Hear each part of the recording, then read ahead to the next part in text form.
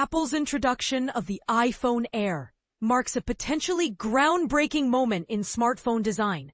Could this be the radical innovation many have been waiting for? At a much-anticipated event held in Cupertino on September 9, 2025, Apple CEO Tim Cook took the stage and channeled the spirit of Steve Jobs by unveiling what is now the slimmest iPhone ever created.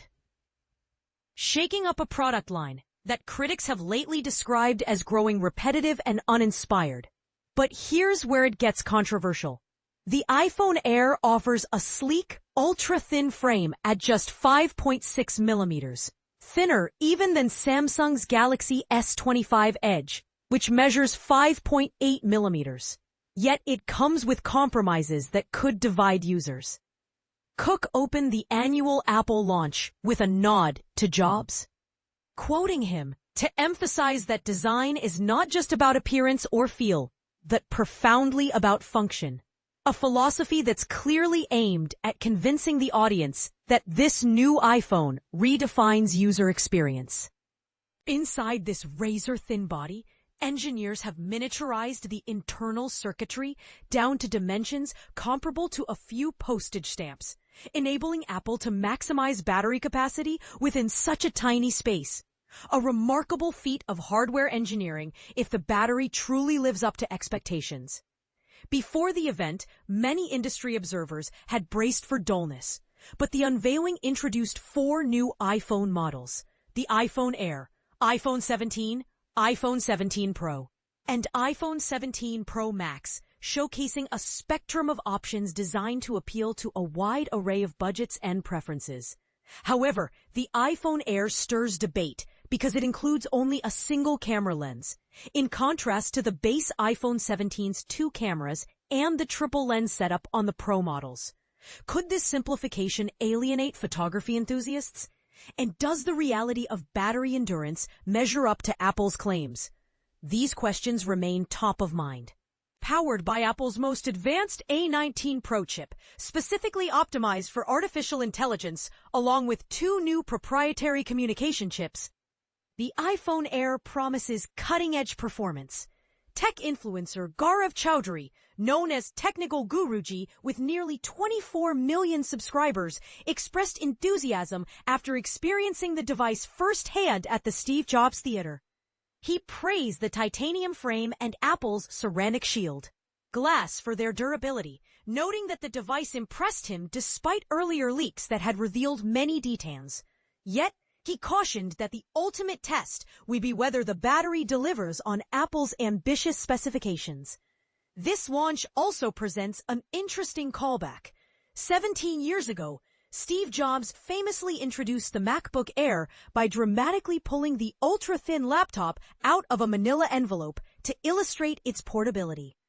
Now the iPhone Air inherits both the name and a similar design ethos, aiming to satisfy Apple loyalists who have long sought a phone that visually stands apart from the competition, while packing technological marvels into every millimeter.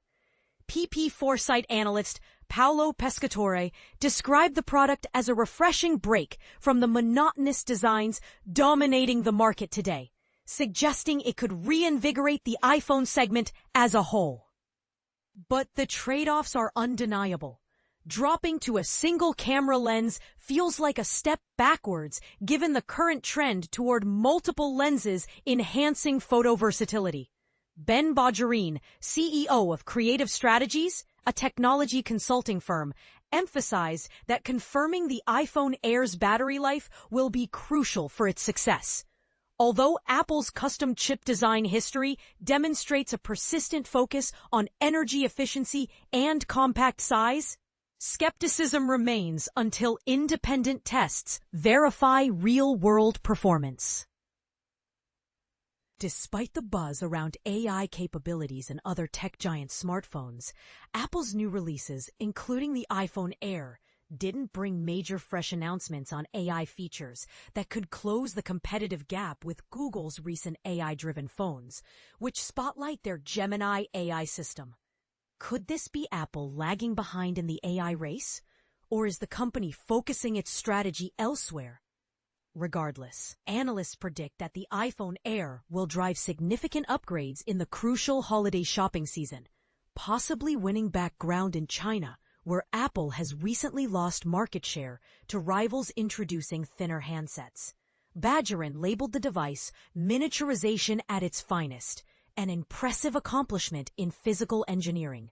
Price-wise, Apple positions the iPhone Air mid-tier within the iPhone lineup and sets it $100 lower than Samsung's Galaxy S25 Edge, which debuted earlier this year and already sold 1 million units in the second quarter, according to IDC data. Nabila Papal, a senior research director at IDC, believes this pricing strategy will make the Air a strong seller, especially since the device essentially replaces the iPhone Plus, a model responsible for 5 to 7% of Apple's shipments.